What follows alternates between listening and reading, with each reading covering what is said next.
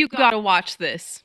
So if you've ever wondered why your worst anxiety can show up at night, it's because sleep isn't just rest, it's warfare. God designed your brain to repair your faith while you sleep, and that's exactly why the enemy attacks it. So nighttime is when memory consolidation and threat reduction and synaptic pruning happen, which basically means that your brain literally rewrites itself. And so when you pray and worship, hear scripture, or experience breakthroughs during the day, it doesn't necessarily stick then. It actually gets wired in at night, which means God designed sleep to strengthen truth, weaken lies, and reduce fear, and just prune old identity to stabilize your faith.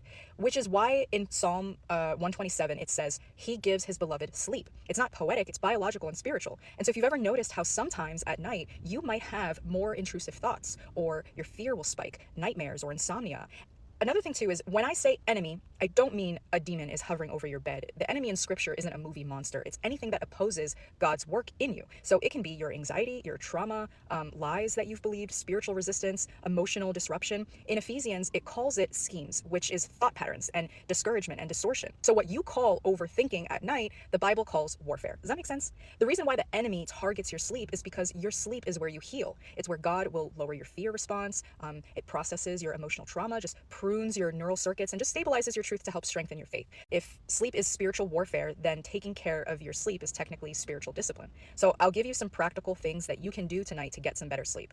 The first thing that I want to recommend is to not sleep so late. Ideally, the latest, you should try to go to bed around 10:30. And try holding yourself accountable. The reason is between 10:30 p.m. and 2 a.m., your brain enters its deepest repair cycles. It gives you emotional reset, it gives you immune regulation, and it helps stabilize your memory and faith wiring. So if you chronically miss that window, you then miss the neurological phases that will help trauma heal and truth stick. The late nights, they don't just make you tired, but they make you spiritually and emotionally under-repaired. And there are people that will say, I go to bed late and I feel fine the next day. I feel like I'm thriving. And if that's how you feel, then that's fine. But science proves that regardless, you're still going to miss that brain repair time. This, I guess, would technically apply for those who really struggle the next day when they sleep late. Another thing is to try not to eat so heavy before bed.